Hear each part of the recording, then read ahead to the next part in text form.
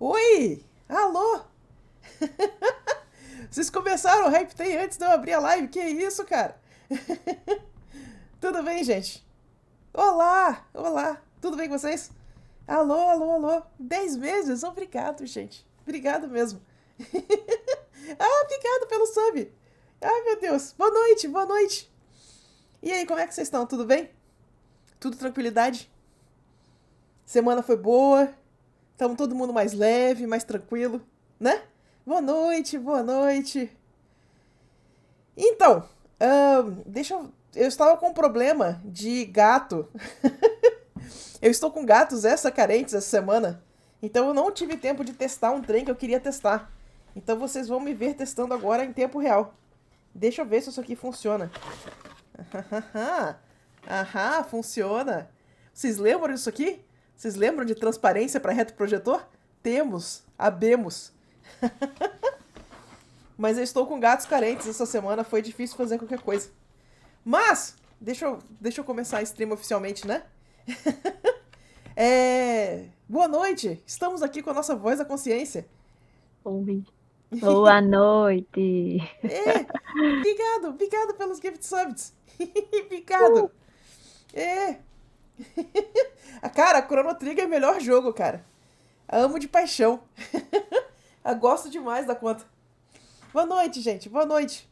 Então, hoje eu queria falar com vocês um pouquinho sobre perspectiva atmosférica. Perspectiva atmosférica é um daqueles efeitos que eles percebem. Não. É um daqueles efeitos que eles permeiam toda a sua percepção. Você mora num planeta que tem ar, né?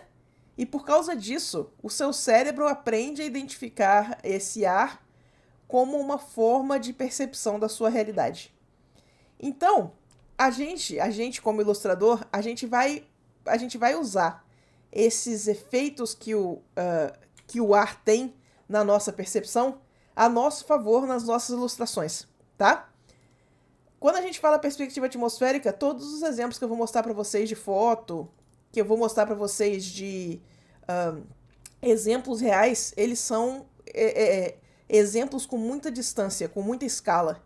Mas a gente costuma usar isso em escalas bem menores, saca? Famosa névoa, essa aí mesmo. Névoa quando você sai do banho com o banheiro que tá cheio de fumaça também. Fumaça não, é névoa. De banho, sabe? Mesma coisa.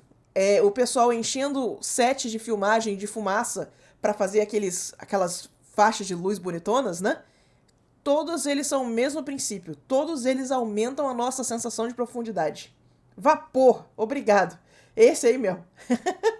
Então, o que eu quero. Obrigado pelo sub. Obrigado. Uhul. O que eu quero falar pra vocês é o seguinte, ó. Quando a gente... perspectiva atmosférica não era só passar o brush fofão no fundo. Tem um pouquinho mais do que isso. Por isso que a gente vai fazer uma live inteira sobre isso. O que eu quero que vocês parem pra pensar é o seguinte, tá? Quando a gente fala em ar, a gente acha que o ar é transparente, né? Porque a gente não vê o ar normalmente. E o princípio do ar ser transparente é o mesmo dessas transparências que eu tô aqui na mão. Por isso que eu estava com elas na mão. Se eu pegar uma só, né? Elas são bem transparentezinhas. Essa aqui tá muito suja porque eu já usei ela muito de exemplo. Mas elas são transparentes, né? Você praticamente não percebe elas se elas estiverem novinhas e lisinhas. No entanto, se você pegar uma quantidade boa delas e colocar em conjunto, você percebe que elas não são tão transparentes assim. Elas têm cor. Esse azul, amarelo, esse cinza amarelado, né? Olha só. Ela tem cor, ela não é transparente de verdade. É só uma questão de você ter quantidade o suficiente das transparências que você começa a enxergar a transparência em si. O ar é um princípio parecido. Se você tiver ar o suficiente, você começa a ver o ar. E ele é uma substância um pouco leitosa. Só que para a gente ter ar o suficiente, você normalmente precisa de uma distância muito grande para você conseguir começar a enxergar esse ar, né? A diferença é que o ar não vai ter uma cor fixa. Como o ar ele tem uma propriedade de dispersar a luz do sol, ele vai sempre ter ele vai sempre tender a cor do ambiente, a cor da luz principal do ambiente. Se você estiver num ambiente que está com luz ensolarada, se você tiver meio-dia, solzão, ele vai tender a cor do céu. Mas se você estiver no pôr do sol, ele vai tender a cor do pôr do sol, certo? Deixa eu mostrar para vocês alguns exemplos para a gente tá... obrigado pelo sub! E aí? Caraca, hoje tá rendendo, gente. Muito obrigado. Virou um mês. É um negócio muito bom. Bora! Eu quero mostrar para vocês a perspectiva atmosférica acontecendo não só em cenários naturais, mas em cenários em cenários artificiais também, né? Em coisas construídas, cenários industrializados. Olha só. Aqui a gente tem perspectiva atmosférica acontecendo... Deixa eu tirar o laser zoom aqui. Isso. Ele está acontecendo em montanhas. Repara só. A gente está atendendo a luz do céu, né? E quanto mais distante, mais a gente tem. A gente tem essa primeira montanha aqui, que ela está mais escura. À medida que você vai abrindo distância, perceba que é principalmente os tons, os valores escuros que você perde. Ó, o preto vai tendendo sempre mais a cor que a gente está vendo no céu. Então, ó, o que tá aqui tá escurão, ele vai tendendo a cor do céu, vai tendendo a cor do céu, vai tendendo a cor do céu, até ele chegar num tom que ele tá super azul lá no fundo. Certo? Quando você vê esse efeito acontecendo em cidade, olha que massa. Olha como é que você consegue perceber como é que o controle o controle tonal, né? Como é que esse contraste, ele realmente mexe na nossa sensação de profundidade. Quanto mais perto, mais escuro. Então essas partes aqui que estão perto da gente, aqui embaixo, ó, elas estão super na sombra, a gente percebe ela super escuro. À medida que vai afastando, que a distância vai aumentando, repara que principalmente os tons escuros vão se perdendo. E as coisas vão tendendo ao tom do céu. E quando eu falo tendendo ao tom do céu, eu falo tendendo ao tom do céu mesmo. Olha só, se você pega um pôr do sol que tem uma cor diferente, olha como é que agora ele está tendendo ao roxo do céu. Ele realmente se adapta à cor que você tem da iluminação ambiente. Massa, né? É um efeito muito bonito. Ele também acontece de noite, tá? Inclusive, deixa eu falar com vocês que normalmente quando a gente tá...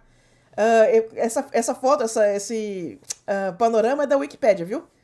Ele é uma das Wikicommons lá. Eu amo essa foto, ela é muito bonita. Deixa eu mostrar outra foto da Wikicommons aqui, que também é outra foto linda. Olha só. De novo, olha a perspectiva atmosférica. Aqui, inclusive, fica bem claro que a gente está vendo ar, porque repara que você consegue ver a poluição em cima da cidade. O nome dessa fumaça é smog. Você realmente vê a fumaça dos carros em cima da cidade.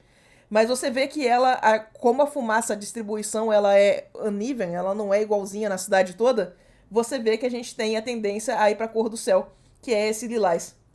Olha que foto linda também. Né? Então, outra coisa que eu preciso martelar nessa live para vocês é que normalmente quando o pessoal vai desenhar cenas de noite, a galera costuma fazer o céu preto. Mas, gente, o horizonte... o horizonte onde a gente vê, ele costuma ser sempre a região mais clara do céu. Quanto mais para cima, né, mais escuro o céu fica. Então repara só que a gente está com o nosso horizonte aqui bem clarinho, atrás das montanhas, né? Quando você tira uma foto de longa exposição de noite, você mantém esse efeito. Você mantém essa coisa do... Vamos, fecha, filho. Isso. Você mantém essa coisa do horizonte ser o ponto mais claro. Olha só. Só que agora, como você não tem luz nenhuma, tudo que tá no chão virou silhueta. Mas o céu não é o ponto mais escuro da cena. O céu continua emitindo luz, mesmo que seja pouca. Então, se vocês começarem a prestar atenção nessas fotos de noite, você vai ver que é isso aqui que você tá percebendo, ó. O horizonte mais claro, o céu ele ficou mais escuro, mas ele não é 100% preto. E o que ficou preto é o que você tá percebendo no chão. Oi, gente, bem-vindos, bem-vindos. Bem-vindos todo mundo. Boas-vindas pra galera aí. Boa noite. Hoje estamos falando de perspectiva atmosférica. Estamos vendo esse fenômeno acontecer em tempo real aqui. Então, olha só. Agora que fica mais fácil da gente ver, da gente perceber que a gente realmente consegue enxergar o ar e que o ar faz essa propriedade em que quanto mais longe, mais ele vai atenuando os escuros. Então, olha só. Repara como é que a sombra aqui nesse canto, ela é bem mais escura do que a sombra que você está vendo aqui, ó. E quanto mais profundo você vai, mais atenuada essa sombra fica. Mais clara e mais tendendo ao tom do céu. Certo? Esse efeito, ele é muito importante para como a gente percebe profundidade num geral, né? Deixa eu mostrar mais um exemplo aqui, antes de eu passar para a teoria pura para vocês. Dá uma olhadinha nesse tipo de foto aqui, assim, ó. De novo, só para vocês verem o efeito acontecendo. O que está mais perto da gente fica com um contraste bem alto, vai do preto até o branco. À medida que vai afastando, vai limitando o preto. Então, a gente tem a montanha lá no fundo que ela tá super sem contraste. Certo? Deixa eu passar, então, para vocês a teoria pura desse negócio. Quando a gente vai mexer com profundidade, a gente tem alguns princípios que a gente consegue aplicar, né? Se você quer colocar essas 3 esferas em ordem, o primeiro princípio que você faz para você colocar elas em profundidade é sobreposição, né? Sobreposição, vai passar? Não, não vai, então vamos clicar na setinha. Isso, sobreposição, bonitinho. Quando você coloca elas sobrepostas, fica bem claro qual é a esfera que está na frente, né? Se a gente juntar isso com o princípio da perspectiva atmosférica, olha só, a gente vai pegar e a gente vai limitar a quantidade de tonal que a gente tem à medida que a gente vai afastando, e a gente empregar a sobreposição, a gente começa a ter uma sensação de escala maior. Parece que essas esferas são maiores do que elas eram originalmente, certo? E aí, se você junta isso com a perspectiva, olha que massa que fica. Aqui agora a gente começa a ver. Obrigado pelo sub. Aqui agora a gente começa a ver os 3 efeitos funcionando em sequência: a sobreposição, a perspectiva e o controle tonal da perspectiva atmosférica, certo? A grande vantagem da perspectiva atmosférica é que a gente não precisa utilizar sempre aquela coisa de coisas iguais vão ficando menorzinhas à medida que vão chegando perto da linha do horizonte. A gente consegue ter uma sensação de profundidade mesmo no caos.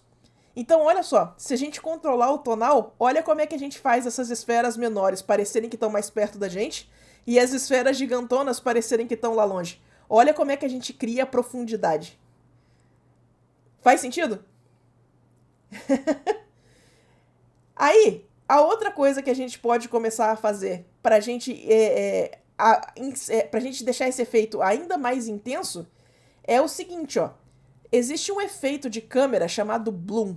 Toda vez que você tem uma coisa que emite luz, que ele tá diretamente na câmera, ele vai fazer uma aura em volta da luz, né? Então, o que a gente vai fazer? Eu vou partir do princípio que essa atmosfera que tá atrás dessas esferas, ela tá emitindo luz, e eu vou colocar um pouquinho de bloom entre as esferas que estão mais longe. Deixa eu fazer um antes e depois para vocês compararem, ó. Deixa eu fazer o antes e o depois, Google. Olha só. A gente tá aqui.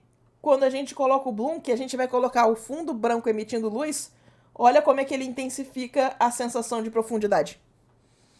Então, se a gente consegue dominar esse efeito, a gente consegue enganar o nosso cérebro que a gente está vendo profundidade onde não tem. Eu quero que vocês entendam que esse efeito ele acontece muito em relação à escala, né? Ele acontece muito, como eu estava mostrando para vocês em foto, é muito fácil a gente ver em cidade, em montanha, mas esse é um jeito como o nosso cérebro entende que a coisa está acontecendo. Então, parte do nosso poder como ilustrador é usar essa ferramenta em lugares onde não aconteceria normalmente, para a gente aumentar a sensação de profundidade mesmo assim, certo? Eu quero mostrar mais alguns exemplos do bloom acontecendo e da perspectiva atmosférica acontecendo. Inclusive, Agora que a gente entendeu que o que a gente está vendo é o ar e que o ar tende a tirar ele tende a tirar a cor das coisas, né? Ele vai fazer tender para a cor do céu. E ele tira o foco das coisas que estão lá no fundo. Vocês já pararam pra pensar que quando vocês veem uma foto tipo essa aqui, o que vocês estão vendo é a atmosfera mesmo? Agora a atmosfera faz sentido. Vocês realmente estão vendo a camadona de ar aqui, ó, que está dispersando luz em volta da Terra. Que é literalmente a atmosfera. Né? Então, esse efeito aqui, ó, isso aqui que vocês estão vendo em volta do Sol é o bloom que eu tava comentando. Eu tentei pegar alguns efeitos que eles ficam bem marcados, para vocês verem essa aura, né, que faz em volta do foco de luz, certo? Deixa eu mostrar mais um exemplo aqui, que ele é muito bom. Vocês vão ver muito, o pessoal que faz fotografia de festa de 15 anos adora esse efeito dessa luz super difusa em cima de tudo. Mas olha como é que ele ajuda a aumentar a profundidade da cena. É quase como se você estivesse usando perspectiva atmosférica, a nossa percepção de perspectiva atmosférica, para a gente fazer essa mesma sensação de profundidade numa escala menor. Então é um recurso de fotografia, certo? O nome disso é bloom.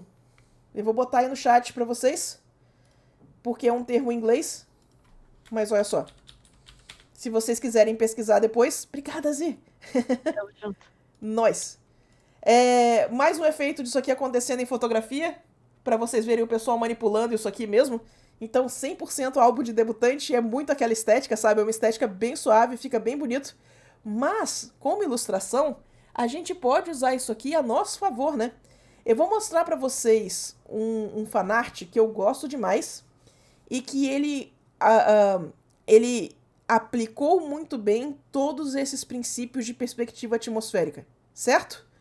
Dá uma olhada nessa imagem aqui. Eu quero que a gente acompanhe ela. Ai, obrigado pelo sub. Eu quero que vocês vejam ela de cima para baixo aqui comigo. Esse fanart, ele é sobre o Death Mountain, ele é sobre essa montanha em Zelda, que tem esse círculo de... Ai! Obrigado pelo sub de novo. 9 meses, uhul! Obrigado, querido. Esse fanart, ele é sobre o Death Mountain no Zelda, né? Então, repara só, como é que ele começa lá atrás. Ele começa, como o nosso ponto focal, ele é a montanha tá com contraste completo. Mas à medida que a gente vai descendo aqui, ó, repara que você vai perdendo o contraste pra gente começar a fazer a sensação de profundidade com o resto da cena. E ele vai construindo aos poucos. Olha como é que o controle tonal dessa peça é fantástico, olha. E aí você vai vindo pra frente, aqui você tem o Link na Epona, né? E à medida que você vai vindo aqui pra frente, ó, tem um monte de coisa escondida na grama e a gente tá com o valor tonal e o contraste completo quando a gente tem esses pontos de luz, né? A gente vai desde o mais escuro até o super claro pra gente fazer o contraste completo. E tem um monte de coisa escondida nessa peça, olha só. Olha, tem uma ocarina aqui, tem os rupes escondidos, sabe? Eu adoro essa ilustração demais. Faz sentido? Ah, obrigado, gente. Obrigado pelo gank. Boas-vindas. Bem-vindos para todo mundo. Bem-vindos todo mundo. Vamos lá. Obrigado. Boas-vindas. Vamos lá. Mas, boa noite. Tudo bem? Essa ilustra é de um cara que assina Unicolor no DeviantArt. Deixa eu passar o link para vocês. Rapidaço.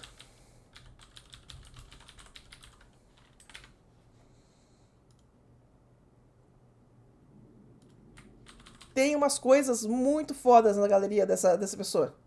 Ó, esse aqui. Pode ir lá pegar, pode ir lá cutucar. Certo? Viu como é que a gente pode usar a perspectiva atmosférica a nosso favor? Agora, eu quero ampliar um pouquinho mais essa percepção de como que a gente pode usar esse efeito a nosso favor, tá? Quando a gente vai fazer isso aqui em pintura, vocês vão começar a ver que a gente vai usar esse princípio do controle tonal numa escala muito menor. Então, por exemplo, tem umas artes conceituais de um jogo chamado Terra, que eu amo de paixão. Repara só como é que tem perspectiva atmosférica na trança ali atrás. Repara como é que tem um pouco de perspectiva atmosférica nas pernas. Repara só como é que eles fazem esse uso. Olha, repara como é que tem perspectiva atmosférica no braço que tá lá atrás. Na espada. Tá vendo como é que funciona bem pra gente separar planos? Massa, né? Se vocês já viram o pessoal que faz arte bem estilão mangá, usando aquela sombra azul, é bem esse esquema que a gente usa pra fazer perspectiva atmosférica. Olha que massa, de novo. Perspectiva atmosférica na arma, perspectiva atmosférica nas pernas, né? Isso eu tô mostrando pra vocês casos contemporâneos, casos que a gente tá usando isso aqui agora. Mas, deixa eu mostrar pra vocês como é que o pessoal usava isso aqui, como é que se usa isso aqui, né, há muito tempo. Como é que a gente usa pra gente controlar o ponto focal da peça.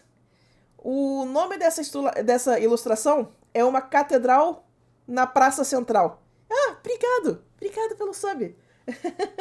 Obrigado.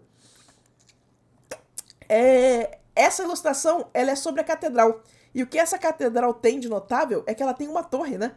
Repara só como é que é o mesmo recurso que a gente viu usando lá no Death Mountain, lá no fanart que eu comecei mostrando, pra gente controlar o ponto focal da peça. O ponto mais escuro da torre é o ponto mais alto. À medida que a gente vai descendo pro lugar onde vai acontecer a sobreposição, ela vai ficando mais clara. Então toda a parte da igreja que tá atrás da parte que tá na frente fica mais clara. Aí a gente tem a parte da frente que tá com contraste completo. E a gente tem a sombrona aqui no chão pra gente conseguir fazer essa sobreposição. Faz sentido? Consegue ver? Olha como é que a ponta da torre é mais escura. E a gente vai descendo e vai clareando. E aí a gente tem a sobreposição. E a gente tem o escuro aqui na frente pra fazer contraste e pra fazer essa profundidade. Massa, né? Eu gosto muito desses exemplos. Ó, mais uma pintura pra gente ver isso aqui acontecendo. Olha que massa.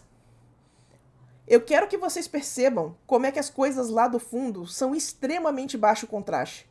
É muito comum a gente não perceber o quanto que essas coisas ficam em baixo contraste mesmo. Elas quase não têm escuro, galera. É realmente bem sutil. Porque aí você consegue fazer essa sensação de profundidade e você consegue fazer essa separação de planos na ilustração. Grande parte dos problemas que o pessoal tem quando eles começam a pintar cenário é que eles estão exagerando o contraste dos planos do fundo. Então, muito do que a gente faz é só consertar o tonal pra galera botar as coisas pro fundo mesmo. Obrigado pelo sub. Certinho? Faz sentido isso aqui? Então, deixa eu mostrar isso aqui sendo utilizado de formas criativas. Tem um cara que eu curto demais o trabalho dele, chamado Jason Chan. Ele é um artista que hoje em dia ele tá trabalhando na Riot, mas ele fez algumas cartas de Magic que são fantásticas, né? E eu quero mostrar pra vocês como que o Jason Chan usa pra gente fazer profundidade nessas cartas de Magic. Olha que fantástico a perspectiva atmosférica entre as cabeças do bicho. Olha que genial. Então você pega e você força esse controle de contraste. Olha como é que você dá escala, olha como é que você separa o plano, olha como é que você faz essa imagem ficar legível. Olha que massa.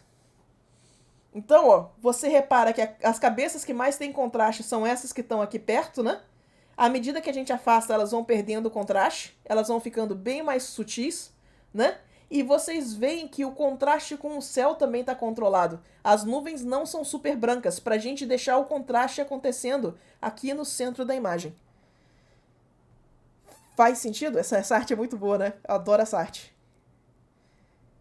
Outra arte em que ele usou o princípio da perspectiva atmosférica muito bem é essa aqui, ó.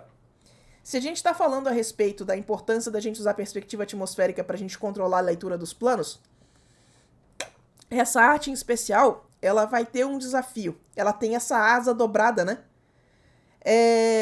Sente só. A asa dobrada, à medida que ela vai fazendo uma sobreposição, a ponta da asa fica mais escura.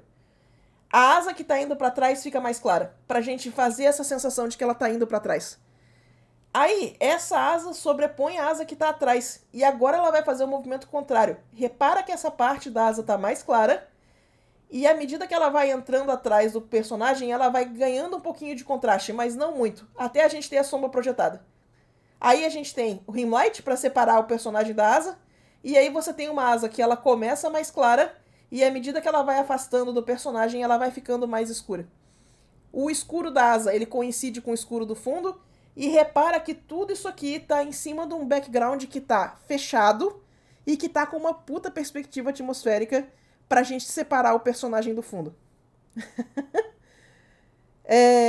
Faz sentido? Conseguem ver o efeito acontecendo? Bem-vindos, bem-vindos todo mundo. Que bom que vocês estão curtindo. Essa arte aqui é uma das artes que eu uso muito para me guiar quando eu estou fazendo esse tipo de efeito. Porque eu acho que as soluções que ele faz, esses controles sutis de valores, eles funcionam muito bem para a gente fazer essa leitura de planos, né? Deixa eu mostrar mais um exemplo aqui, porque eu não quero que a gente tenha a sensação de que a gente sempre precisa colocar o valor claro lá no fundo. Aqui é uma inversão desse princípio. Você vê que colocou-se dentro do portão ali um valor super escuro. Qual é a função desse valor escuro atrás da cabeça da mocinha? Ela é o nosso ponto focal, né? É a nossa personagem principal. Então, quando ele pega e ele coloca essa sombra, essa arte das asas é do Jason Chan, sim. Quando ele controla esse contraste, a gente cria um ponto focal. Você vê que o que está atrás do portão está seguindo as regras da perspectiva atmosférica direitinho. Tá tudo super sutil lá atrás. Ó, tá super sem contraste. Aí a gente passa para cá, que tem o contraste por causa do ponto focal, e aí a gente volta a funcionar dentro das regras normais de perspectiva. Faz sentido? Conseguem ver tudo isso? A coisa da perspectiva atmosférica fez um pouco mais de sentido agora? Eu quero que vocês comecem a entender. Essa arte, ela é do... O nome dela é Godspeed, se eu não me engano, ela... Pera aí que eu vou pegar o nome do cara. Ela é do Layton, Edmund Layton. Deixa eu passar o nome dele aí no chat pra vocês. Ó, Godspeed. Pera aí que isso aqui não é o Streamlabs. Pronto, aqui. Esse cara. Então. Obrigado pelo sub. Meu Deus. Obrigado pelo sub. Vamos brincar de fazer uma pintura, então, brincando com esses princípios da perspectiva atmosférica. Na verdade, deixa eu puxar um pouquinho pra minha sardinha aqui. Deixa eu mostrar um exemplo que eu fiz. Eu fiz aqui em live, inclusive, que o pessoal gostou bastante. Mas eu quero que vocês vejam, agora que a gente tá falando de perspectiva atmosférica, dá uma olhada se essa pintura faz um pouco mais de sentido. Eu espero que eu esteja abrindo a pintura correta. Sim, estamos abrindo a pintura correta. Vocês estão vendo que eu usei o princípio da perspectiva atmosférica para fazer a ombreira dela sumir atrás do queixo ali? Exato. Faz sentido? Tem um pouco no cabelo também. Você vê que as raízes lá de trás eu tô deixando mais desfocado e mais claro, mas principalmente na ombreira. Vê como é que a gente consegue usar esse não é uma questão de escala. A gente consegue usar esse processo em tudo que a gente quiser separar plano. Basicamente é isso. Vocês vão limitar o valor tonal das coisas que vocês queiram que vá para trás. E aí vocês vão tender a sua luz principal. Né? Faz sentido? Então, bora pintar umas montanhas e ver se isso aqui aplica para fazer sentido? Vocês têm perguntas sobre isso aqui? Porque a gente tem um bocado de coisa pra gente fazer isso tudo hoje.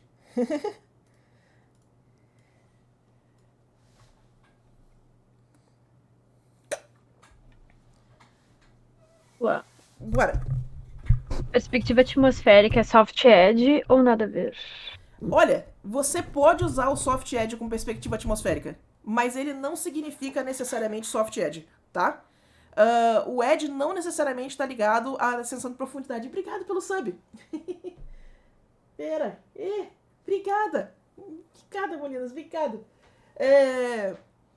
Mas, vocês vão ver, nos exemplos que eu estava mostrando aqui, deixa eu mostrar mais um exemplo agora que vai ficar mais claro. Vocês vão ver, aqui ó, agora que a gente já está no Photoshop, você consegue usar sim a perspectiva atmosférica. Opa, pera aí que minha interface está fora do lugar, pera aí. Pronto, foi cortesia do gato. Você consegue usar a edge um pouco mais soft aqui também. O exemplo que eu queria não era esse. Deixa eu ver. Vocês estão vendo aqui em cima? Deixa eu botar grandão na tela, peraí.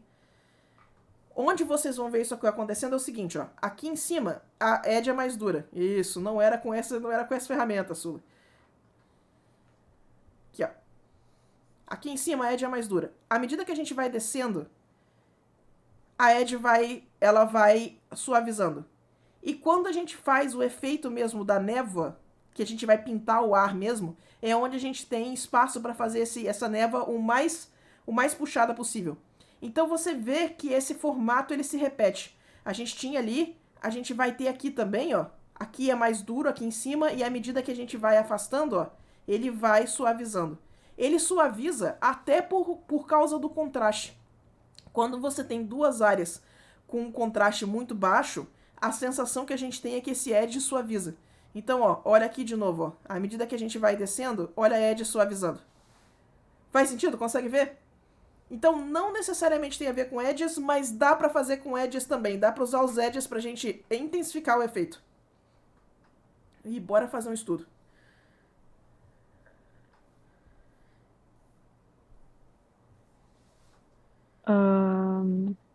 Eu devia ter feito o sketch antes. Fala.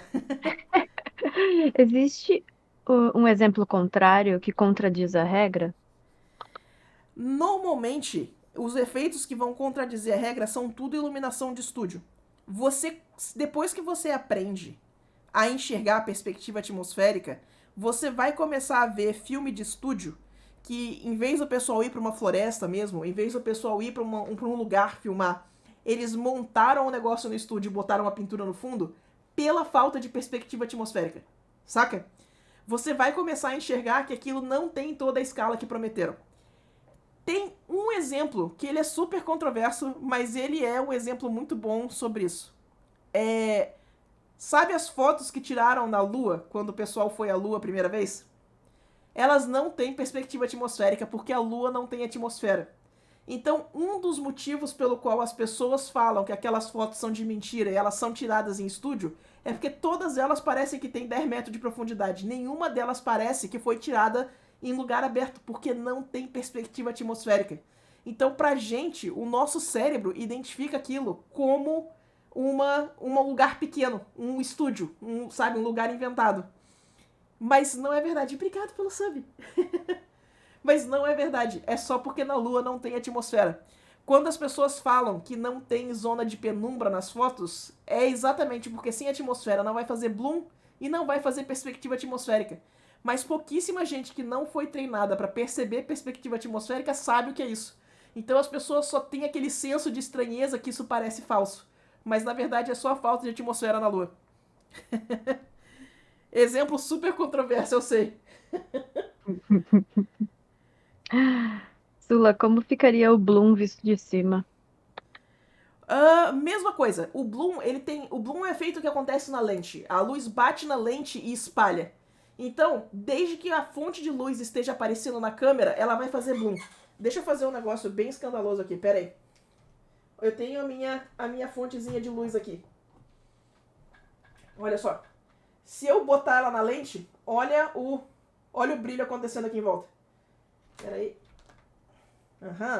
Tá vendo o brilho roxo em volta da luz? Ela lê como branco, né? E vocês estão vendo um brilho arroxeado em volta da luz. Isso é o bloom.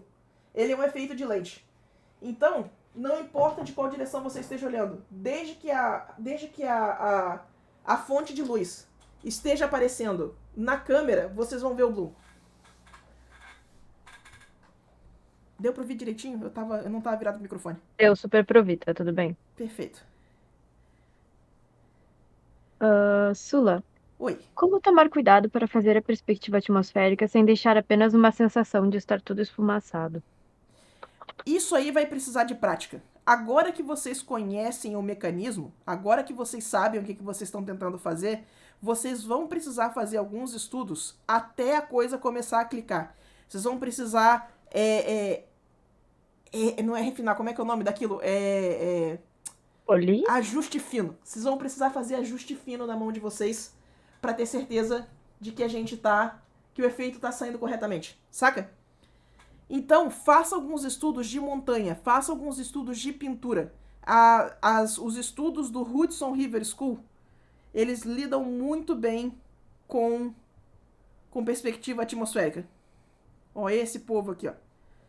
Procura as pinturas deles para fazer estudo que vocês estão bem encaminhados. Mas agora que vocês sabem o que vocês estão procurando, tem que fazer estudo. Tem que calibrar a mão. Calibrar, essa era a palavra.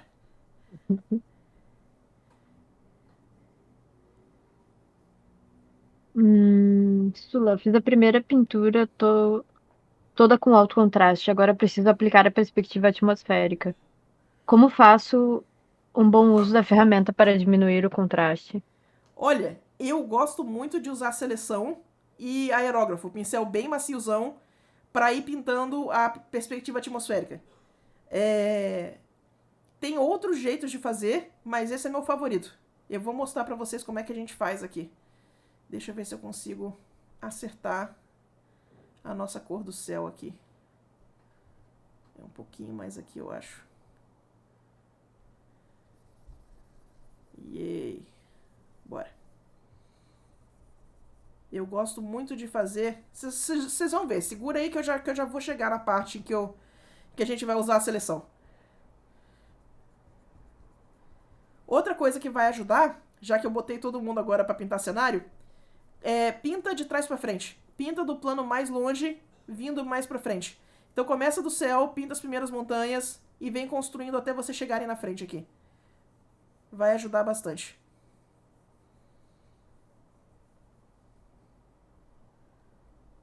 Não é uma regra, é só uma boa prática. Pintar de trás para frente quando a gente está fazendo cenário. Um pouquinho mais claro, né? Tapinha mais roxinho esse céu aqui. Isso.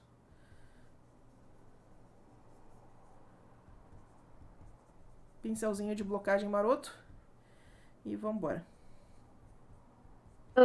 Sula, a perspectiva atmosférica funciona em ambientes internos? Então, ela funciona. Deixa eu pegar mais um exemplo aqui. Ela funciona desde que o ambiente esteja cheio de fumaça. Então, outra coisa que eu tenho os exemplos aqui são. O que eu tenho de filme aqui? Pera aí. Pacific Rim. Pacific Rim. Inteligência Artificial tem uns shots massa. Pera aí.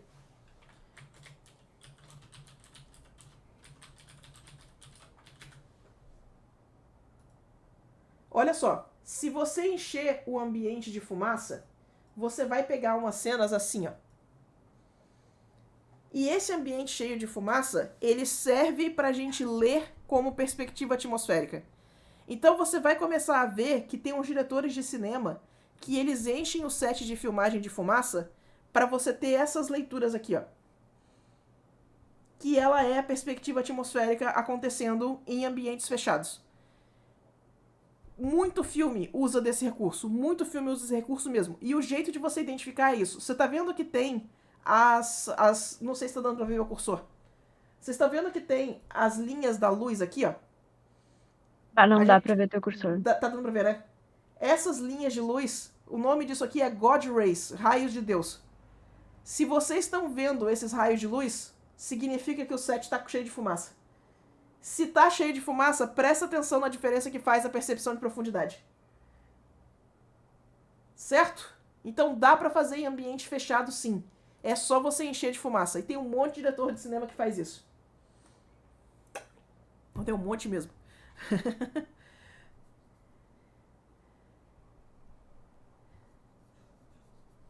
Esse estudo vai ser massa. Faz muito tempo que eu não faço estudo desse jeito. Pilarzinho aqui.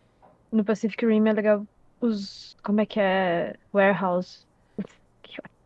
Que saco Ah, não lembrar as palavras em português. se tiver. Ah, Mas mas. quando tá os Jaegers, né, fica bem legal. Sim. Se tiver screenshot aí, pode mandar que a gente abre aqui. Ah, tem que procurar. Tem que procurar.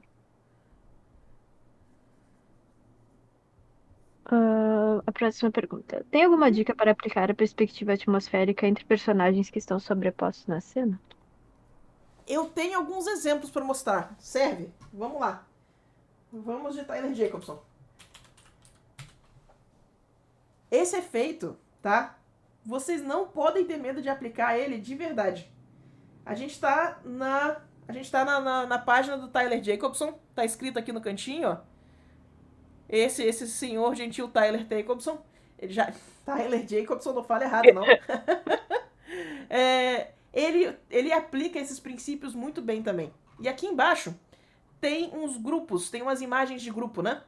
Tem alguns exemplos que eu queria mostrar. O primeiro que eu vou mostrar é esse aqui. Esse aqui é um monte de personagem, um do lado do outro. Repara só como é que o personagem que tá na frente tá com contraste completo, o personagem que tá atrás já tá com o preto todo reduzido. E à medida que a gente vai forçando a sobreposição, repara que aqui, ó, na cabeça da pantera, tem quase uma aura de cinza para jogar o personagem para trás. E repara que essa aura, ela repete em alguns lugares. Olha aqui, olha perto do pé, olha como é que a gente tem essa fumaça de novo separando os personagens. Então quanto mais para baixo, mais esfumaçado fica, tá vendo? Olha como é que isso aqui ajuda a separar os personagens. Os personagens do fundo têm menos contraste, os personagens da frente têm mais, e sempre que precisa tá aqui a fumaça para separar os personagens que estão atrás dos personagens que estão na frente. Certo? Eu quero mostrar esse princípio acontecendo numa outra cena aqui também. Isso aqui é uma capa de livro que eu gosto muito da forma. Isso aqui é capa de livro dupla, né? Então se você cortar a imagem aqui na frente, essa aqui é a parte da capa. Aqui do outro lado é a parte que vai ficar atrás do livro, né? Mas olha a perspectiva atmosférica nessa cena. A gente tem uma cidade inteira lá atrás, que ela tá com a perspectiva atmosférica bem sutil, né? A gente tem o grupo de aventureiros, que tá com contraste completo, porque eles são ponto focal, né? A gente tem os personagens aqui na frente, ó, que como eles estão na frente, eles tendem pro escuro. Inclusive, repara no como o fogo aqui na frente, ele é mais escuro do que o fogo que tá na mão do personagem principal. Isso é também para ajudar na profundidade, tá?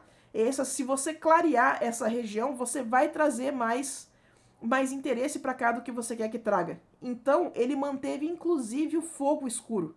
Ele fez o máximo possível para esse fogo não ficar claro.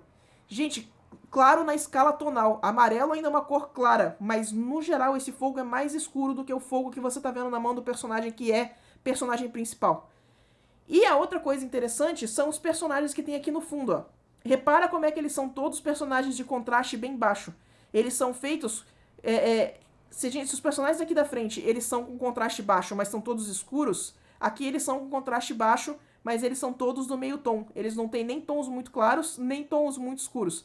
Aqui a gente tem só os tons muito escuros, e aqui a gente tem o contraste completo, que a gente vai do muito escuro ao muito claro, pra gente fazer o nosso ponto focal. E a gente tem a cidade lá no fundo, que ela é toda no contraste clarinho, né? Ela é baixo contraste, toda clarinha. Ela não tem nada escuro nela. Ele faz todo esse trabalho de profundidade só com variação de cor.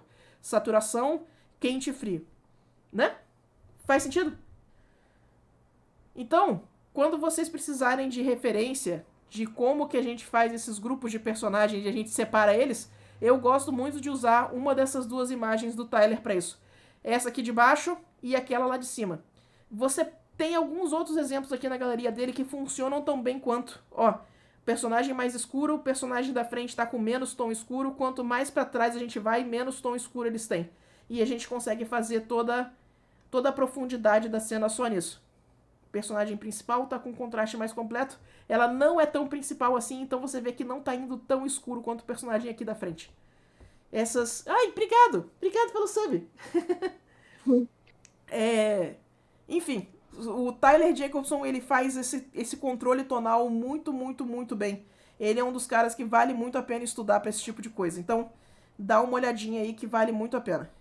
Perguntaram se tu usou esse efeito nas capas de Terra-Mar. Usei. Ou se usei. Obrigado pelo hate. Ah, obrigado pelo hate. Boas-vindas. Bem-vindos todo mundo. Nós. Bora, o que mais? Tulo, ao fazer essa variação, existe alguma lógica específica na escolha das cores ou isso não interfere? Então, o que você vai fazer é o seguinte, ó. Você tem uma iluminação principal da sua cena. Se você tiver uma cena de luz de meio-dia, por exemplo, a sua luz principal, ela vai ser a luz a luz ambiente, ela vai ser a luz do céu. Então você tem uma iluminação azul que permeia o ambiente inteiro. Normalmente você vai ter essa iluminação principal em qualquer cena que você vai fazer. Então, na hora de escolher a perspectiva atmosférica, o que você está fazendo é que você está tendendo a essa iluminação principal. A gente estava comentando como é que isso acontece dentro de ambiente fechado também, né? Então, por exemplo, se você estiver fazendo um bar cyberpunk cheio de fumaça e que a luz principal lá dentro é vermelha, a perspectiva atmosférica vai tender ao vermelho. Se você estiver fazendo isso num laboratório sinistro de um cientista maluco de Warcraft que é cheio de veneno, a luz vai tender ao verde, saca? Então, o seu efeito sempre tende à cor da sua iluminação principal. Se vocês estiverem a céu aberto, costuma ser azul, que é o que vocês estão vendo aqui na demonstração. Mas depende da sua iluminação da sua cena, não precisa sempre ser no azul. Se você tiver outra iluminação principal, se você tiver outra cor principal, você vai fazer com outra cor esse efeito. Certo? Isso aqui é mais escuro, Sula. É isso. Esse céu é mais claro, né? Meu céu tá mais escuro do que devia. Aham. Eu tenho a sensação que ele é um tapinha mais roxo também.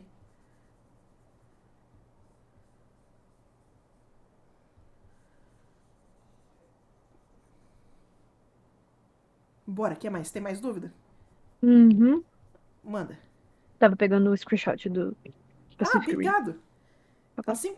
Tá lá o link? Tá ali no chat, aham. Quer que eu bote no Discord?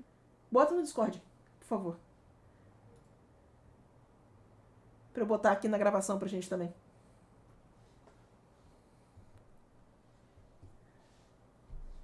Enquanto isso, água. Água. Às vezes eu não dou crédito do tanto que eu falo nessas lives. Eu termino com a garganta super seca. Esse céu todo é mais claro pra gente poder fazer o contraste. Ó. Não pode inverter o contraste. Mandei ali, viu? Obrigado.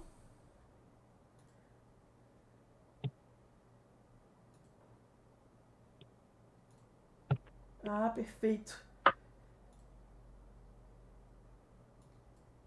Falando do pessoal usando desse efeito, né? Olha que massa. Olha a perspectiva atmosférica. Nossa, que massa. Uhum. E repara só, olha só. Aqui todo esse canto mais escuro, né? À medida que a gente vai passando lá pro fundo, olha lá no fundão mesmo, já não tem quase contraste nenhum. Olha como é que toda essa região aqui tem bem menos contraste. E o fato de só o robô mesmo ter os tons escuros de novo ajuda a separar a silhueta do robô inteira da estrutura lá atrás, que senão isso aqui tudo virava caos. Muito bom. Tem Very que bueno. usar o aplicativo e deixar o cursor enorme sua.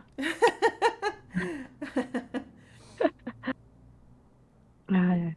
Aquele Sua cursor gigante é fantástico, né? Ah. fica bem engraçado.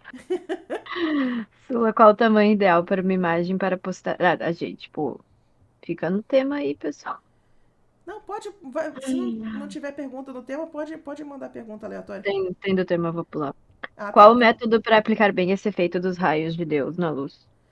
Uh, prática e referência. Não tem. Esse aí eu não vou nem tentar dizer que é outro jeito, não.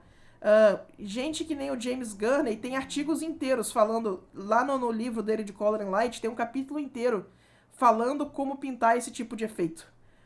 Então precisa de prática, precisa de boa referência, tá? Não tente fazer a primeira vez sem referência que vai ficar errado. Lembra que esses raios, eles sempre vêm de um foco de luz só. Então eles todos partem do mesmo ponto, tá? E eles têm perspectiva, eles funcionam como uma fonte de luz omni, né? Do pessoal que estudou aí. Ele é uma daquelas luzes bonitinhas que todos os raios partem do mesmo lugar do centro. Isso aqui é mais escuro, né, gente? Olha só. Olha a Sula não conseguindo fazer o estudo em tempo realzão aí, ó. Lula, tu Vamos... acha que usar um gradiente por cima ajuda? Ajuda. Ajuda, mas eu estou sendo cabeça dura porque eu quero tirar a cor de olho. Acho que é mais pra ajustar, né? É mais para ajustar, pois é. Eu quero tentar fazer a minha estrutura o mais próximo possível. Mas ó, acho que começou a ficar um pouquinho mais próximo. Eu acho que é um pouquinho mais lilás ainda. É isso. Hum.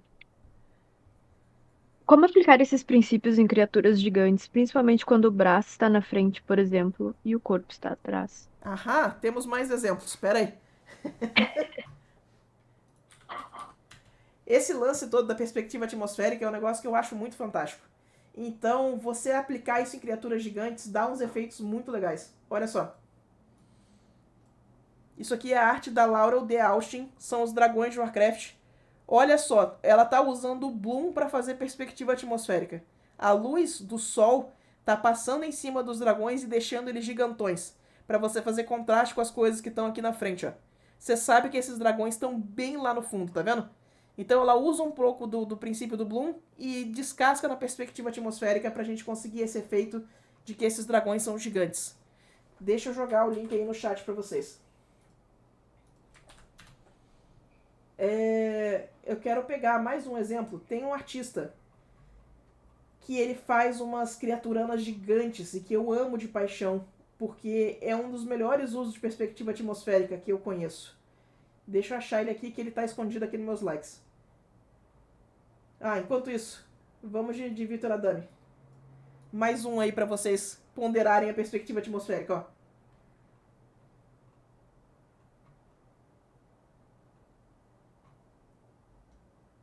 Cadê? Vem cá com a gente, monstrão, né? Pss, pss, pss, vem cá. Aqui, ó. Esse aqui, rapidinho, do Vitor Adami, né? Olha só como é que ele faz essa coisa do a gente ir do bem escuro, passando pelo braço, indo até lá na perna, que a perna lá na frente, a perna lá na frente, a perna lá atrás tá super sem contraste, pra gente dar essa sensação de gigantesco que essa criatura faz. Olha como é que ele também usa esse efeito de uma forma muito massa, né? E esse artista aqui, que eu não sei se é ele ou se é ela, mas Feng Huazong, olha essa ilustração, olha que coisa fantástica. Olha esse uso de perspectiva atmosférica. A gente tem a gente tem o Monkey King aqui na frente, né? E a gente tem toda essa criatura lá no fundo, toda atrás da perspectiva atmosférica. Os braços que estão lá em cima, que estão no céu, olha só, eles quase não têm contraste, eles estão quase no tonal do céu. E você vê o senso de escala dessa ilustração. Olha que fantástico. Dá uma cutucada nessa galeria, que tem mais alguns exemplos muito bons desse uso de perspectiva atmosférica. Mas é isso aqui. Esse senso de escala em especial, eu acho interessante como é que ele usou todos os recursos que eu conheço para você dar senso de escala. Ele usou perspectiva atmosférica, ele usou aquele recurso de você cortar as beiradas da criatura para ela parecer que ela não cabia no frame, né? Em vez de você fazer ela inteira aparecendo, você faz o frame, dá umas cortadas nas beiradas assim que parece que ela não cabia na câmera. Perspectiva de 3 pontos de fuga, câmera de baixo para cima, tudo, absolutamente tudo para dar esse senso de escala gigantão, certo? Bora. Ah, botei o link do Vitor Adame aí pra vocês. Deixa eu botar também, peraí. Tu botou dois ArtStations, eu não sei quais que foram. São 3 ArtStation. Agora foi. Agora foi o terceiro, pois é. Uhum. A Laurel, o Vitor Adame e o Monkey King. Muito show.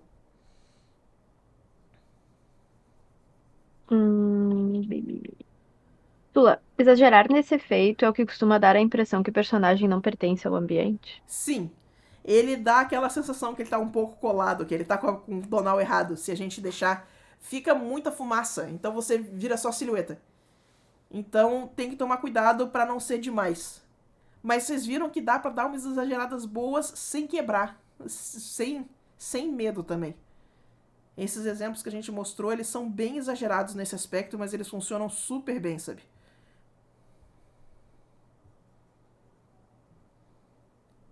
Pode mandar mais perguntas, gente. Pode mandar mais pergunta. Enquanto isso, eu vou sofrer tentando encontrar esse laranja aqui. Vamos com calma. Isso foi o Yukito? Foi o Yukito. Eu mutei aqui. Foi uma brabezinha aqui. Ah, minha gatinha sossegou, graças a Deus. Que tava intenso. Esses últimos dias de gato tão intenso. Vou só te dizer que. Ele foi lá pra baixo latir pra alguém. Lula, como funciona numa ilustração de uma cena embaixo da água, perspectiva atmosférica? Olha, a luz se comporta, a perspectiva atmosférica no geral, a luz se comporta de um jeito diferente debaixo d'água. Para começar, luz debaixo d'água não tem highlight. Lembra que a gente vive falando aquele exemplo da esferinha, que a gente tem os componentes da luz? Tem a Terminator, tem a sombra, tem a luz e tem o highlight.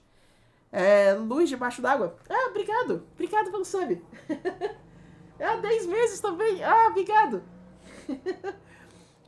Pra começar, luz debaixo d'água não forma aquele highlightzinho de highlight, sabe? Então ela se comporta de uma forma um pouco diferente. O que eu recomendo é você procurar referência. Esse aqui eu não vou te mostrar referência nesse momento, porque eu teria que procurar referências específicas. Mas procura por balé chinês debaixo d'água, que você vai achar umas referências muito massa.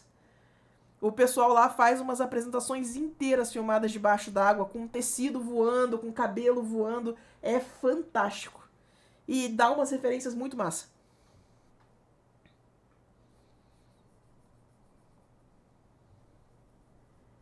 Eu não vou arriscar colocar na tela aqui, porque senão o copyright do YouTube vai comer o vídeo. Vai. Tava desde a hora que tu mostrou a arte, tentando lembrar o nome. É Ganesha o nome do elefante? Ganesha, é esse mesmo. Meu Deus, cara. O que é memória? Como que compra mais, né? Uhum. Nossa, eu tava, tipo, encasquetada. Sim. Se não tiver atmosfera no espaço, como dar mais profundidade para cenas espaciais como Star Wars? Bota profundidade no espaço. Então, cara, pergunta massa. Há muito tempo atrás tinha um fórum chamado CG Society, que eu vi muita discussão interessante acontecer lá. E uma das discussões, um dos desafios que eles fizeram foi uma discussão de como que a gente conseguiria. Olha o exercício. Se você tiver uma cena espacial em que você tem um domo, né? E dentro desse domo tem atmosfera, mas fora não tem. Se você tirar uma foto de fora desse domo, como que fica esse render? E, cara, eu vi os caras fazendo teste de tudo que era jeito. Vi o pessoal colocar a perspectiva atmosférica e tirar. E sempre parecia colado. Quando você colocava o domo, que tinha atmosfera dentro do ambiente que não tinha, parecia uma miniatura. Eles não conseguiam fazer o negócio ler como uma cidade no tamanho real com o domo lá. Parecia miniatura instantânea, parecia aquele globinho de neve, saca? Não tinha como. Então eu lembro que discutiu-se um bocado nessa thread, e no final o que o pessoal falou é o seguinte, ó. A gente não tá tentando vender realidade nesse ponto. Você sabe aquela coisa de que a gente tá acostumado com gravidade? Então quando a gente filma cenas sem gravidade, elas parecem estranhas? Faz parte da estranheza. Hoje em dia o pessoal espera que as cenas não tenham gravidade. Mas o comum pra gente é ter gravidade. Assim como o comum das explosões é fazer barulho, né? Se você vê uma grande explosão sem barulho nenhum, fica sem graça. Então, meio que chegou-se à conclusão que mesmo que você esteja em um lugar que não tem atmosfera, como o nosso cérebro funciona dentro de um lugar que tem atmosfera, é melhor manter a perspectiva atmosférica do que arriscar o negócio todo parecer uma maquete. Então, é mais uma dessas coisas que, tipo, a gente não tá tentando ser realmente preciso à realidade. Porque a realidade não tá servindo bem para as funções narrativas que a gente tem. É para parecer natural e não realista. Exatamente, Roger. Obrigado. Então, faz a gente pensar, né? Eu gosto muito dessa historinha. Acompanhar essa discussão foi muito legal. Nada melhor do que piu-piu-piu. Necessário, cara. Tem que fazer barulhinho. Sula perguntaram como tu descobre coisas como balé chinês embaixo d'água. Tu disse que tu perde muito tempo na internet. Eu perco muito tempo na internet. Eu sou criminosa de tempo que eu passo online. Então E eu tenho o hábito de salvar umas coisas do tipo, nossa, isso aqui é uma referência difícil de achar. Então, quando eu acho, fica muito pregado na memória, sabe? Tipo, nossa, se algum dia eu precisar de referência de gente dançando debaixo d'água, isso aqui existe. E aí você descobre, você acha massa. Mas acredite, veio de passar muito tempo online. Eu passo mais tempo no YouTube do que eu devia. Twitter tem muitas coisas maravilhosas, apesar dos pesares. Exato. Cara, comunidade online tem muita coisa massa. Apesar das coisas ruins, a gente fica muito focado nas coisas ruins, mas eu aprendi muita coisa nesses ambientes online. Essa discussão que teve no CG Society, por exemplo. Porra, que discussão fantástica, saca? Lula, em um cenário noturno, onde além da atmosfera também existe uma luz influenciando de fundo, a coloração da atmosfera vai ser puxada mais pela cor da luz? Ela vai ser. Se você estiver dentro do ambiente, por exemplo, se a luz estiver dentro da casinha. Ah, obrigado pelo sub, capitão! Uhul!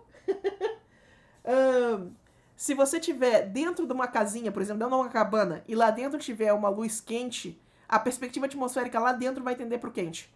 Mas o grande lance dessas luzes nesses lugares de noite é que é só a área de ação da luz, e a luz é muito fraquinha. Então as coisas tendem a ficar pretas até aparecer o céu, que o céu é mais claro.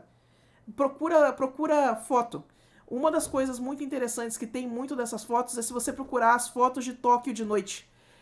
Tem um monte de fotógrafo que trabalha tirando umas fotos de Tóquio muito massa. Então você vai achar umas fotos de Tóquio de noite que vai mostrar certinho esse efeito da perspectiva atmosférica e da luz acontecendo. Eu vou ver se eu cato esse fotógrafo, que ele inclusive tá no Twitter mesmo, e dou retweet depois da sessão pra vocês. Mas é só procurar que vocês encontram. Tóquio à noite, saca? Tóquio by night.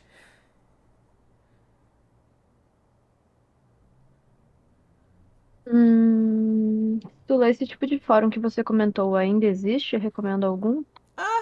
Infelizmente, não existe mais nenhum que eu conheça. Se eu não me engano, o CG Society ainda existe. Mas depois que mídia social aconteceu, toda essa discussão começou a acontecer só em mídia social.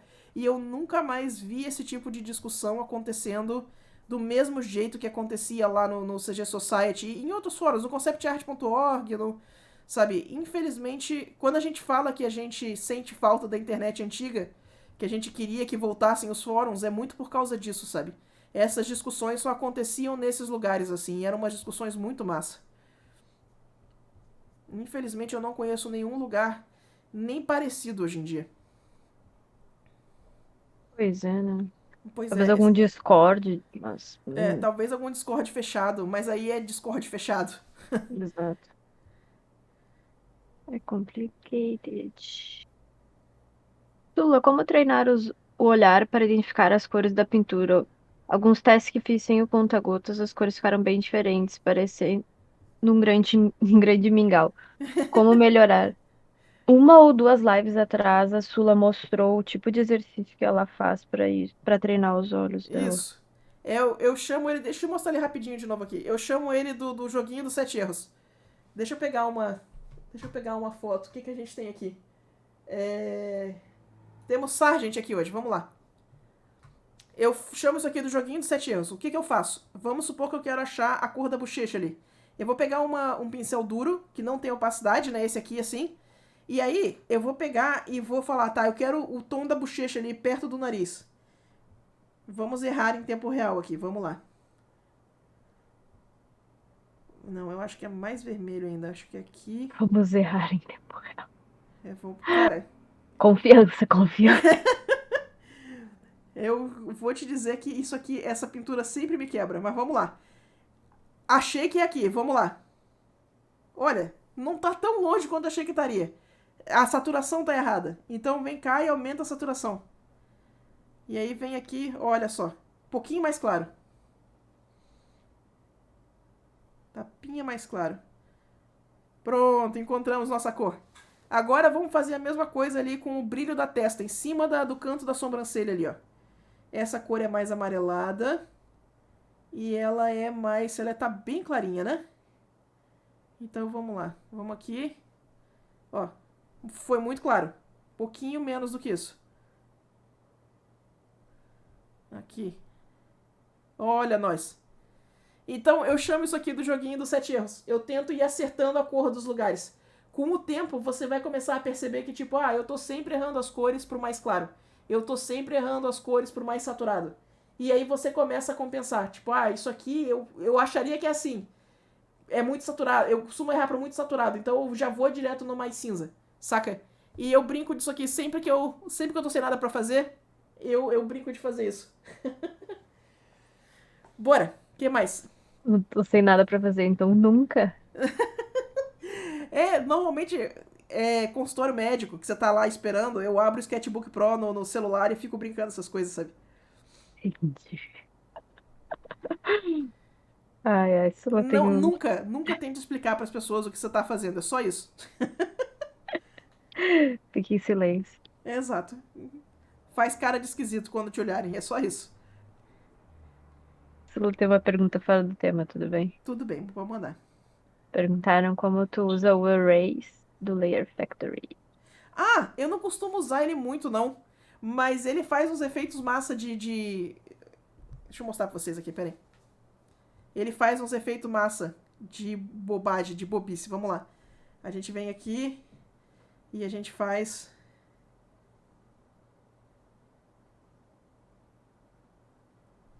E aí a gente vem aqui e faz assim.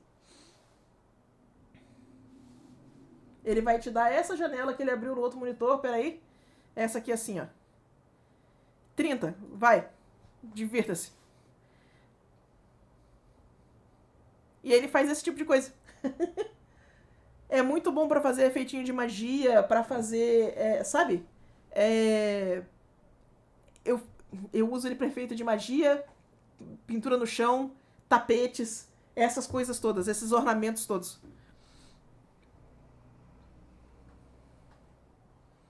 Depois dá pra dar uma brincada com os settings ali, que dá pra fazer umas coisas bem loucas. É massa. Círculo de Summoning da Sakura, exatamente. As mandala. As mandalinhas. Eu brinco de fazer mandala, eu adoro fazer mandala. Mandala é muito bom. A gente pode mandar pergunta. Meu Deus, eu falando isso. Vamos lá, pera aí. Eu tenho que botar isso aqui mais escuro. A gente tá falando tudo esse negócio de princípio de cor. E as minhas cores tudo mais claras do que devia, ó. Sula salva. Meu Deus. Vamos salvar, vamos salvar. 113. Cansada de ver o Photoshop fechar na tua cara. Ai, Jesus, isso nem me lembra, não. Faz tempo que não me acontece, graças a Deus. Sula, nuvens fazem parte da perspectiva atmosférica. Sim. Sim, mas nuvem brilha. Então, raramente você vai tirar parte escura de nuvem. Nuvem costuma tender para o branco. Então é bem difícil você clarear a nuvem. Mas dá pra você forçar a perspectiva atmosférica nela também. Sabe o que eu vou fazer? Eu vou dar uma texturizada nisso aqui. Vai ficar mais interessante. Vamos lá.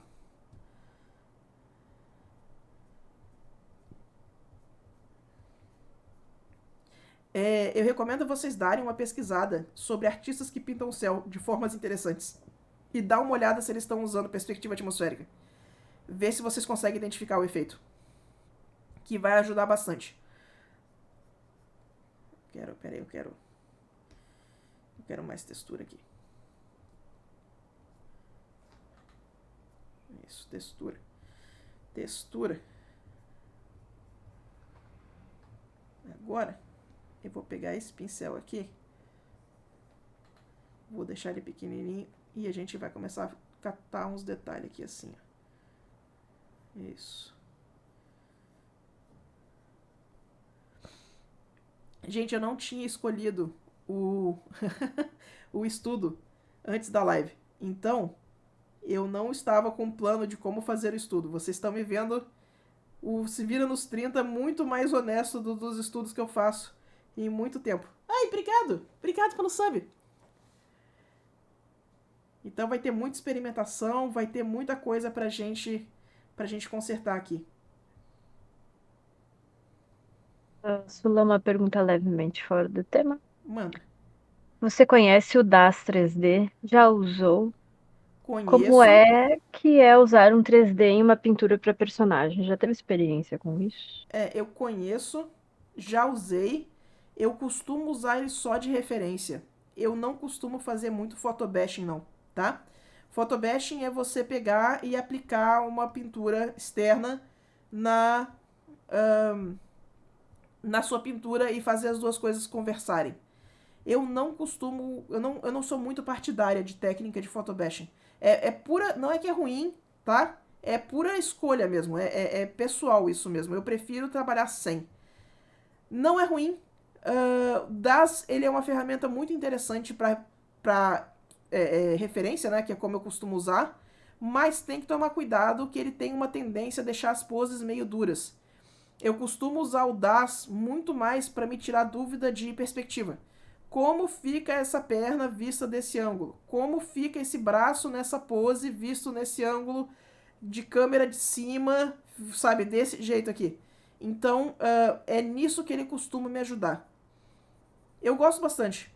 Eu acho uma ferramenta bem poderosa. Eu uso uma. Eu tava inclusive pensando nisso hoje. Eu uso uma sequência de coisas esquisitas para fazer referência. Deixa eu inclusive mostrar pra vocês aqui. Eu tenho uma cabeça de boneca que eu uso pra. Ó. Peraí. Eu tenho essa minha cabeça de boneca aqui, ó. Que eu uso pra fazer referência. Ela não tem sobrancelha, mas eu amo ela mesmo assim. É uma BJD? Aham. Ela, Caramba! ela é muito boa de referência, sabe? A modelagem dessa cabeça é muito boa. Então, ilumino ela direitinho e uso ela de referência. Então eu tenho uma sequência de coisas que a gente usa de referência e tem coisas que funcionam melhor para cada solução. E o DAS com certeza me ajuda a resolver umas poses de ação bizarra que a gente inventa de tipo, tem que segurar um martelo de duas mãos nessa posição e aí a perna tá levantada aqui e aí como é que fica o pé nessa perspectiva, entendeu? Então o DAS me ajuda bastante com essas coisas. De verdade. Sula, quando deve-se traçar o limite excesso de manipulação da perspectiva atmosférica? Perda excessiva de edges? Sim, quando você perde foco na imagem. Vocês vão ver que o grande downside de você mexer com perspectiva atmosférica é que você perde foco. A imagem começa a virar toda silhueta. Tem coisa que você faz com silhueta. Tem filmes de terror inteiros filmados só com esse esquema de silhueta se perdendo na névoa, tá? Então, porra, Silent Hill tá aí provando isso. Mas, isso não significa que você não pode exagerar nesse efeito e você acaba perdendo informação da sua ilustração, que não é o que você quer, né? Então, é mais por aí que a gente tem que vigiar. O que você quer na sua ilustração? Tá te servindo? Tá perdendo informação? Se tiver perdendo informação, pode deixar menos perspectiva atmosférica, pode deixar a informação aparecer um pouquinho mais. Isso aqui, será que eu coloco mais claro, um tapinha? Pera aí. Eu acho que segura mais claro um pouquinho. E eu quero mais textura aqui. Rapaz, eu tô fazendo esse estudo aqui, vocês sabem? Tá dando vontade de testar fazer isso aqui no óleo depois. Fazendo Tinha guachezinho safado ali. certeza que tu ia ter. Eu tô na pilha, cara. Quando tu falou que tava tentando pegar as cores de olho, eu pensei, essa safada vai testar isso no tradicional depois. O negócio de tentar a cor de olho é muito necessário. Misturar tinta, cara, misturar tinta. Vamos. Uhum. Estamos praticando. O pessoal comentou que a tua cabeça é Targaryen, por isso que ela Obrigado! não tem sobrancelha. Obrigado pelo sub, gente. Obrigado mesmo. Ah, eu espero que essa sessão tenha ajudado o pessoal aí. Porque é um assunto que eu gosto bastante. E dá uns efeitos muito massa, sabe? E eu não vejo falar-se tanto a respeito disso, de como que funciona, de como que a gente aplica. Então espero que tenha dado elucidado um pouquinho de como que a gente pode usar isso a nosso favor. É, já que a gente está sem pergunta, deixa eu dar uma filosofada. Se tiver perguntas, por favor, me interrompa. Acabou de chegar uma Então, bora. perguntinha. Ah, meio fora do tópico, mas quando eu troco o esfuminho, eu limpo a ponta. É, polêmica, polêmica. Olha, na verdade, o que eu acho que a gente faz é que a gente só guarda os esfuminhos sujos e começa a usar o esfuminho novo também, porque o esfuminho sujo tem seu valor, né? Tem umas coisas que a gente faz direto com esfuminho sujo, não precisa nem botar grafite no papel. Mas basicamente, quando ele começar a manchar, tá na hora de trocar. Quando ele não tiver mais só esfumando, ele estiver manchando, você coloca ele lá no cercadinho dos esfuminhos sujos que estão manchando. E só usa ele quando você precisar de mancha. Sou pobre, eu aponto a ponta do esfuminho. Dá pra apontar, dá pra lixar. Eu vi de gente que apaga, pega a borracha mesmo e apaga. Eu acho que apagar estraga o papel dele. Aí eu prefiro tirar com estilete. Já tira com estilete de cara, né? Uhum. É, eu tô. Eu Manda não tô perguntar no usando. chat, meu bem. Eu não tô usando tanto esfuminho, não. Então eu tô. Meus esfuminhos estão. Tem o grupinho novo e tem o grupinho velho. Mas tem jeitos e jeitos de trabalhar com isso. Você já lixou eles, Zi? Não, porque eu acho que também estraga o papel. Ele deve mexer com papel, deve mexer na propriedade de esfumar. Mas eu quero testar Acho que lixar eles fica em qualquer muito momento. poroso lixado. É, provavelmente vai ficar assim, mas se der umas textura massa, tá valendo. Também. É. Perguntaram quais as mídias tradicionais que tu usa, Sula. Ah, gente, nesse momento, eu não vou falar pra vocês que eu uso nenhuma, não, porque eu tô só aprendendo um monte de coisa. Mas o que eu mais tenho usado nesse momento é guache. É guache e óleo.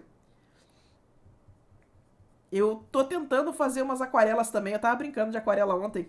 Mas não adianta, cara. Eu e a aquarela, a gente se estranhou total. Eu ainda vou tentar dominar aquele negócio, mas credo. Completamente inverso de como funciona a tua cabeça, né? Exato. Eu acho que fica muito bonito, no entanto. Eu acho que vale a pena a insistida porque eu gosto muito da estética. Mas, nossa senhora, como aquele negócio não clica comigo, sabe? Eu tava olhando minhas aquarelas antigas, elas são melhores do que eu lembrava. Que é sempre uma coisa boa. Mas, ainda assim, não tá do jeito que eu quero, não. Nós tenta. Sula, mostra aí aquela maçã que tu pintou. Ah, pera aí que eu preciso pegar ela que ela tá no armário. Ah, Pera aí, droga. pera aí.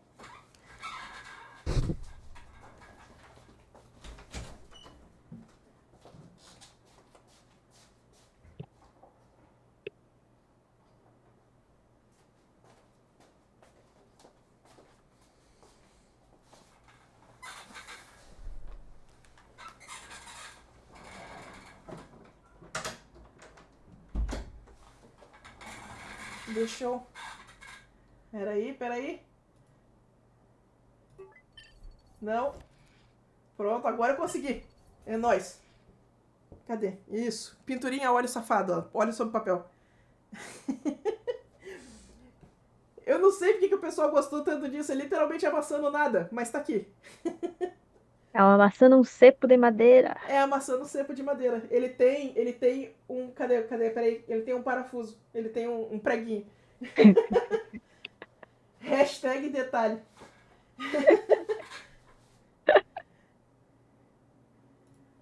É nóis. Eu achei que ficou massa, eu gostei, eu quero fazer mais. Fazer maçã é bom porque você não gasta tanto tempo fazendo o esboço, sabe? Você pode ir direto pro estudo da tinta. Eu tô fazendo o curso lá no What's Atelier e uma das coisas que ele vive puxando a orelha da gente é que a gente não passa tanto tempo no esboço quanto devia. E não adianta, o esboço ele é a base de uma pintura boa, sabe? Então ele fala que a primeira sessão de 1 hora e meia é só no esboço da pintura, sabe? Então, quando eu quero só sentar e pintar, a gente vai de maçã, porque a maçã dá pra fazer o esboço em 20 minutos, né? As perguntinhas agora pra finaleira. Manda. É uma pessoa que eu acho que chegou atrasada, porque tu comentou disso bem no início da live. Hum. Percebo que sempre há um tom azulado bem no fundo das paisagens, montanhas no horizonte, por exemplo. Isso Uhum. ajuda a dar profundidade? Isso ajuda a dar profundidade. Eu super recomendo que você assista a gravação da live que a gente estava falando exatamente por que esse efeito acontece e por que ele tende à cor do céu. Tá? Que a gente estava explicando exatamente isso. Ele tende à cor do céu. Então, o azulado que você está vendo é a cor do céu influenciando tudo que você está vendo na pintura. Super ajuda no efeito de profundidade. O nosso cérebro adora esse efeito. Então, sim. Super recomendo. E a segunda pergunta seria quase um tom de call-out, Sula. Eita! Vai ter uma live um dia fazendo pintura a óleo? Ai, meu Deus do céu. Assim que eu aprender a fazer pintura a óleo. Uma live em guache é mais fácil, então. A live em guacha tem mais chance da gente fazer ela mais breve.